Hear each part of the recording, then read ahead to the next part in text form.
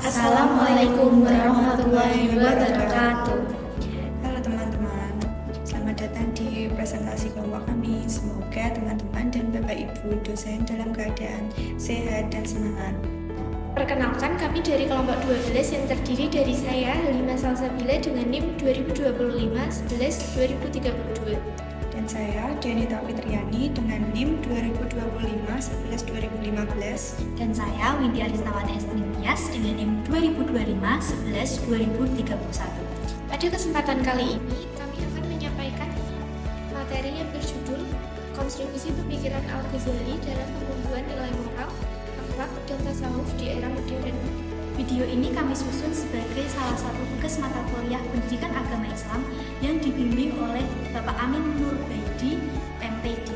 Harapannya, penyampaian kami bisa mudah dipahami dan memberikan gambaran jelas tentang materi yang sedang kita pelajari. Supaya tidak lama-lama, yuk langsung aja kita mulai pembahasannya. Selamat menyaksikan dan jangan lupa simak sampai selesai ya. Halo teman-teman, jadi sebelum memasuki pembahasan materi, saya akan menjelaskan terlebih dahulu susunan pembahasannya. Yang pertama yaitu mengenai rumusan masalah, yang kedua tujuan, dan yang ketiga yaitu baru masuk ke inti pembahasan. Selanjutnya, bagian akhir nanti akan ditutup dengan kesimpulan, rekomendasi, serta implikasi. Selanjutnya, setelah kita melihat gambaran umum presentasi, sekarang kita masuk ke bagian yang pertama, yaitu rumusan masalah. Jadi ada 3 poin utama yang menjadi fokus pembahasan kita. Yang pertama, kita ingin mengetahui apa saja elemen penting dari pemikiran Al-Ghazali mengenai moral, akhlak, dan tasawuf, termasuk konsep-konsep kunci yang membentuk pemikiran beliau.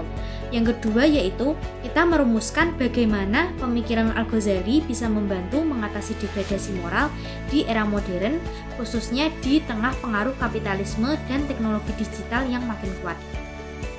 Yang ketiga yaitu kita juga ingin melihat sejauh mana kontribusi praktis dari pemikiran Al-Ghazali serta tantangan dalam penerapannya di lingkungan pendidikan, keluarga, dan masyarakat.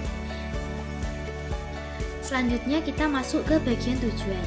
Pada bagian ini ada 3 tujuan yang ingin dicapai dari pembahasan ini. Yang pertama yaitu untuk menguraikan secara detail bagaimana pemikiran Al-Ghazali tentang nilai moral, akhlak, dan tasawuf berdasarkan referensi primer dan sekunder. Yang kedua yaitu untuk menganalisis relevansi pemikiran tersebut dalam konteks masa kini.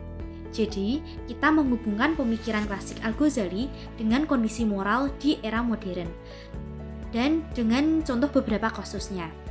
Yang ketiga yaitu memberikan rekomendasi strategis agar pemikiran Al-Ghazali bisa diintegrasikan dalam program penguatan karakter baik di pendidikan, keluarga maupun kebijakan publik. Dengan adanya tujuan ini, kami berharap hasil pembahasan kita lebih terarah dan aplikatif.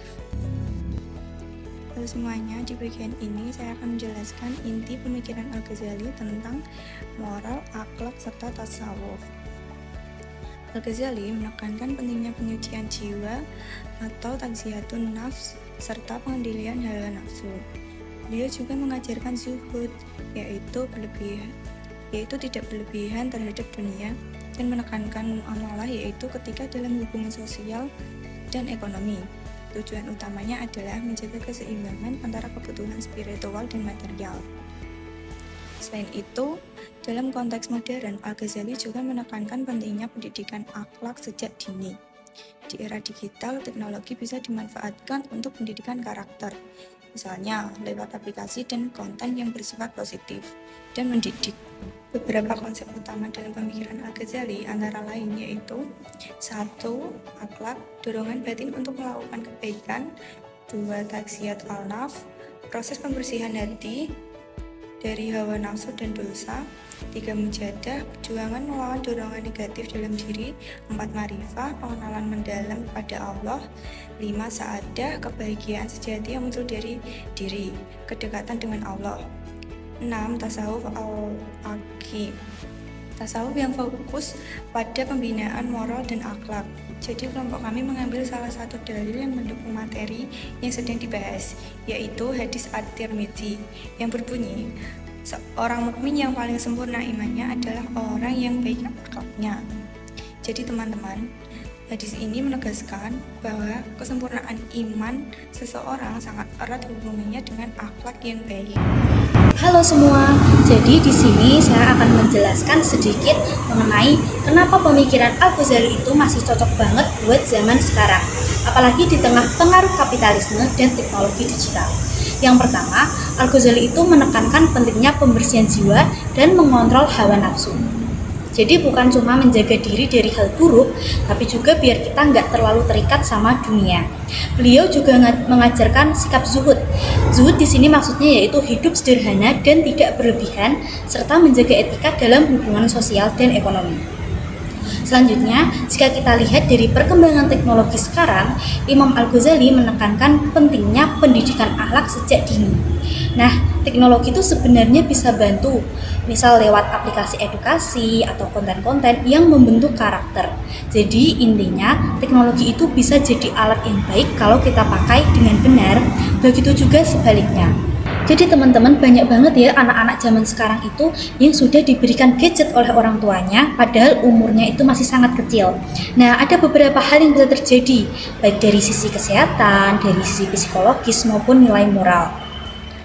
Nah, jadi anak-anak yang tidak diawasi penggunaan gadgetnya oleh orang tua itu bisa berdampak, misalnya meniru perilaku buruk yang ada di gadget, kecanduan gadget, gangguan kesehatan, dan menurunnya kemampuan sosial. Berikutnya yaitu mengenai kritik Imam Al-Ghazali. Imam Al-Ghazali itu juga punya kritik loh teman-teman terhadap gaya hidup yang hanya fokus pada materi atau harta saja. Jadi beliau itu bukan anti ekonomi ya, tapi yang ditolak beliau itu adalah cara hidup yang isinya untuk mengejar kekayaan tanpa memikirkan nilai moral. Jadi menurut Imam Al-Ghazali sendiri, kita itu harus memiliki pegangan nilai sebagai manusia, seperti jujur, bertanggung jawab, dan tidak boleh menipu. Jadi pemikiran ini tuh sebenarnya bisa jadi solusi loh buat masalah-masalah seperti sekarang, seperti sifat serakah, korupsi, dan egoisme yang sering muncul dalam kapitalisme modern. Baik teman-teman, di sini ada salah satu dalil Al-Quran, surah Asy-Syamsi ayat 9-10 yang berbunyi Bismillahirrahmanirrahim, qad aflaha man zakaaha wa qad khaba man dassaha. Jadi surat Asy-Syamsi ayat 9-10 ini menegaskan bahwa orang yang mensucikan jiwanya akan beruntung dan sebaliknya.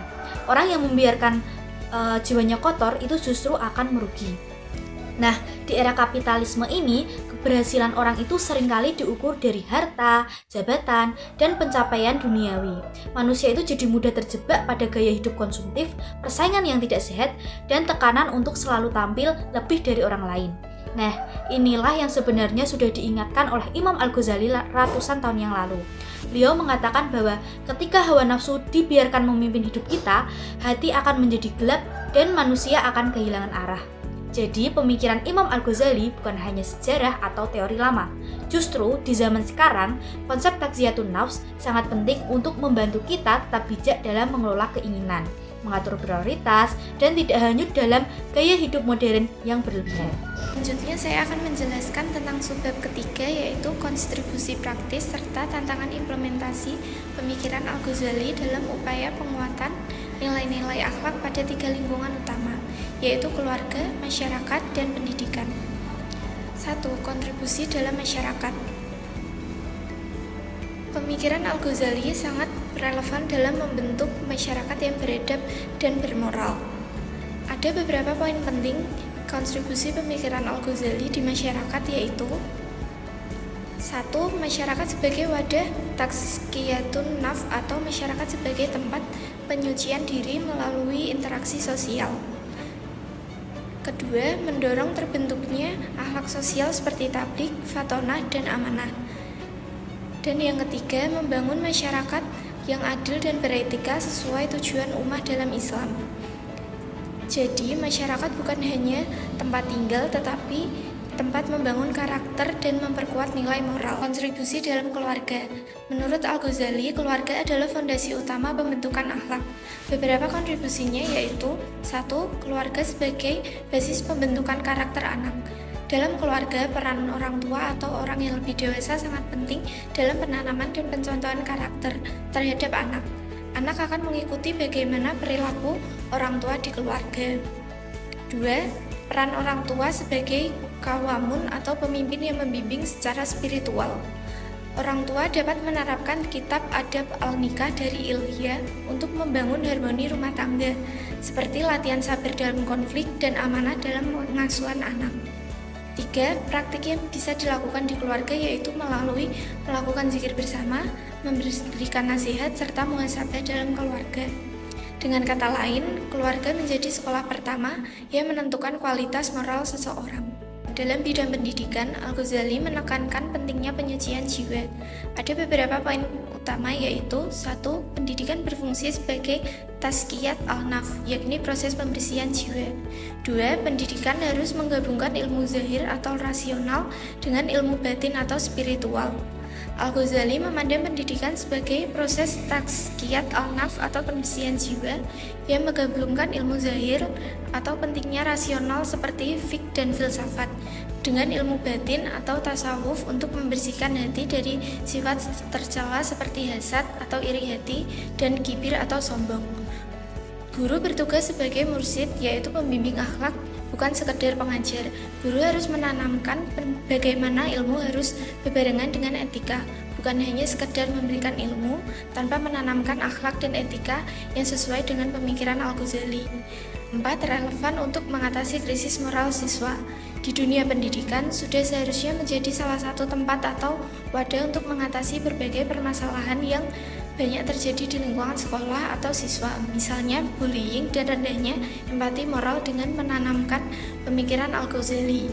Dengan pendekatan ini, pendidikan tidak hanya mencerdaskan, tetapi juga berkarakter dan spiritual siswa.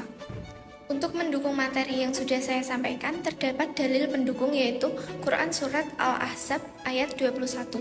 Sungguh telah ada pada diri Rasulullah itu suri teladan yang baik bagimu. Ayat ini menjelaskan bahwa Rasulullah adalah contoh utama dalam akhlak. Pemikiran Al-Ghazali pun menekankan bahwa pendidikan akhlak harus meneladani sifat-sifat Rasulullah seperti amanah, jujur, sabar, dan kasih sayang. Jadi teman-teman, dari pembahasan tadi dapat disimpulkan bahwa pemikiran Imam Al-Ghazali tetap relevan di zaman sekarang atau di era modern, terutama untuk menghadapi degradasi moral akibat kapitalisme dan teknologi digital.